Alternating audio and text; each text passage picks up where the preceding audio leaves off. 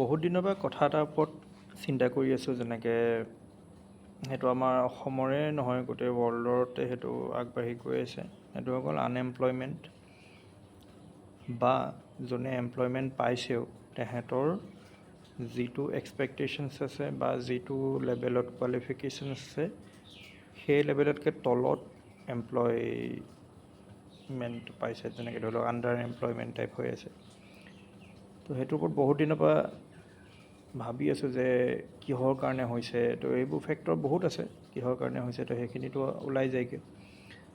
চলিউশ্যনখিনিৰ ওপৰত যদি আলোচনা কৰিবলৈ যাওঁ তেনেকৈ হ'লে ধৰি লওক কিছুমানে ক'ব APSC কাৰণে প্ৰিপেয়াৰ কৰা, UPSC কাৰণে প্ৰিপেয়াৰ কৰা, বা গভৰ্ণমেণ্ট এক্সামৰ কাৰণে প্ৰিপেয়াৰ কৰা, বা তেনেকুৱা কিবা মানে কম্পিটিটিভ এক্সামৰ কাৰণে প্ৰিপেয়াৰ কৰা।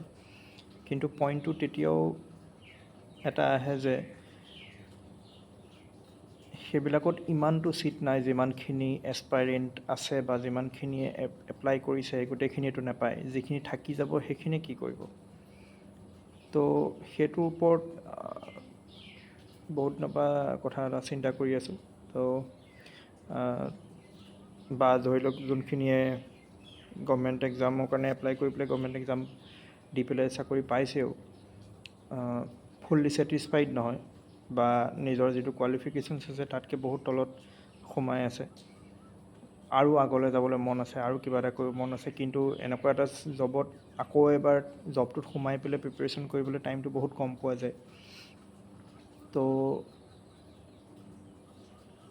ভাবিছোঁ চবৰে থটছবিলাক কিনো এইটোৰ ওপৰত, যোন চাকৰিত সোমাই আছে বা যোনে প্ৰিপেৰেশ্যন কৰি আছে, বা যদি নিজৰ কিবা এটা কৰিম বুলি ভাবিছে, লাগিলে সেইটো সৰুকৈ বিজনেছেই হওক বা ফেমিলি বিজনেছেই হওক আগবঢ়াব বিচাৰিছে, বা প্ৰাইভেট কিবা জব পাইছে নি। প্ৰাইভেট জবো ইমান এভেইলেবল নহয়, যিহেতু তাত ৱৰ্ক কালচাৰটো বহুত টক্সিক হয় আৰু কম্পিটিশ্যন বেছি হয়। তো যদি কোনোবাই যদি বিজনেছতো আগবাঢ়িম বুলি ভাবিছে, তেনেহ'লে বিজনেছ মাৰ্কেট কোনখন, কি কেনেকৈ আগবাঢ়িছে, মানে আল্টিমেটলি কুৱেশ্যনটো এইটো যে আনএমপ্লয়মেণ্টৰ চলিউশ্যন কি হয়। ৰিজন আমি গম পাওঁ, যিকেইটা ট্ৰেডিশ্যনেল চলিউশ্যন আছে সেইকেইটাত আমি গৈ পেলাই দেখোঁ যে তাতো চলিউশ্যন, মানে সেইকেইটা চলিউশ্যনে চল্ভ হোৱাগৈ নাই প্ৰব্লেমটো। তো এতিয়া আজিৰ চিটুৱেশ্যনত তাৰ কি চলিউশ্যন হ'ব পাৰে, পচিবল চলিউশ্যন? স্কিল ডেভেলপ কৰা, কিবা কৰা, সেইখিনিতো লাগিবই, মানে জেনেৰেল কথা সেইখিনি। কিন্তু পইণ্টটো হৈ গ'ল যে আল্টিমেটলি ৰিজাল্টটো কিহে দিছে, যে কিহে আনএমপ্লয়ড ইউথ এটা বা আনএমপ্লয়ড ইউথ এগৰাকীক এমপ্লয়মেণ্ট জেনেৰেশ্যন কৰিছে, বা নিজৰ কিবা এটা ষ্টাৰ্ট কৰিছে যোনটো প্ৰফিটেবল হৈছে, যিটোৱে চেলাৰী সমানে পইচা আনি দিব।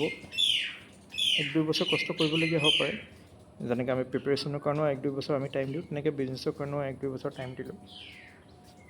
পইণ্টটো এইটোৱে যে কি এনেকুৱা পচিবল চলিউশ্যন আছে যিখিনিয়ে আনএমপ্লয়মেণ্টটো দূৰ কৰিব আমাৰ ইয়াত এজ এ হোল কাণ্ট্ৰি। লাগিলে আমাক প্ৰথমতে আমি ওচৰ পাজৰ চিন্তা কৰোঁ, অসমৰ কথা চিন্তা কৰোঁ, তাৰপিছত আমি ইণ্ডিয়ালৈও সেইটো ভাবিব পৰা যাব। কিন্তু আমি আমাৰ ওচৰ পাজৰ যিটো পৰিৱেশ আছে, আমাৰ ওচৰ পাজৰ যিটো চিটুৱেশ্যন আছে, তাত চাই পেলাই আমি কি চলিউশ্যনটো ভাবি পাইছোঁ, বা কি এনেকুৱা ষ্টেপ আছে যিখিনি আমি কৰিলে লাহে লাহে আমাৰ যিখিনি আনএমপ্লয়ড ইউথ আছে সেইখিনি ইউটিলাইজ হ'ব, বা সেইখিনিয়ে ছেটিছফাই হৈ পেলাই সেই কামটো কৰিব পাৰিব। তো সেইটো মোৰ থটছ, মই বহুত দিনৰ পৰা ভাবি আছোঁ। আপোনালোকেও কি ভাবিছে নিজে জনাবচোন। গোটেইখিনি আমি আলোচনা কৰিব লাগিব লাহে লাহে। তো সেইখিনি বস্তু আমি আগুৱাই নিবই লাগিব। আৰু এইটো বস্তু অকল মোৰ মনত আহিছে এনেকুৱা নহয়। মই ভাবোঁ যিমানখিনিয়ে প্ৰিপেৰেশ্যন কৰি আছে, যিমানখিনিয়ে গভৰ্ণমেণ্ট জব কৰি আছে অকণমান ল'ৰ লেভেলত, বা নিজৰ ছেটিছফাইড লেভেলতকৈ তলত কৰি আছে, তেওঁলোকৰ মনলৈ এই কুৱেশ্যনটোতো বাৰে মেবি সপ্তাহত এবাৰটো আহিছে যে মইতো পাই গ'লোঁ, বা বাকীখিনিয়ে কি কৰিব, বা মই যিটো কৰি আছোঁ সেইটোত মই ছেটিছফাইড হোৱা নাই, মই আৰু কি কৰিব পৰা যায় য'ত মই অলপ আৰ্নিং বেছি কৰিব পাৰিম, ছেটিছফাই হৈ পেলাই কামৰ প্ৰেছাৰ কম থাকিব, বা নিজে কিবা এটা বিজনেছেই কৰিলোঁ যেনিবা, কোনটো বিজনেছ কৰিলে প্ৰফিটেবল হ'ব পাৰিছোঁ, বা কোনটো বিজনেছ কৰিলে ইয়াত প্ৰফিটেবল হ'ব পৰা যাব সেই জেগাডোখৰত বা সেই চাৰ্কামষ্টেঞ্চটোত। জনাবচোন আপোনালোকৰ থটছবিলাকো। ময়ো তাৰ ওপৰত ভাবি আছোঁ কি ষ্টেপ ল'ব পৰা যায়, কি মানে প্ৰেক্টিকেল চলিউশ্যন কি হ'ব তাৰ।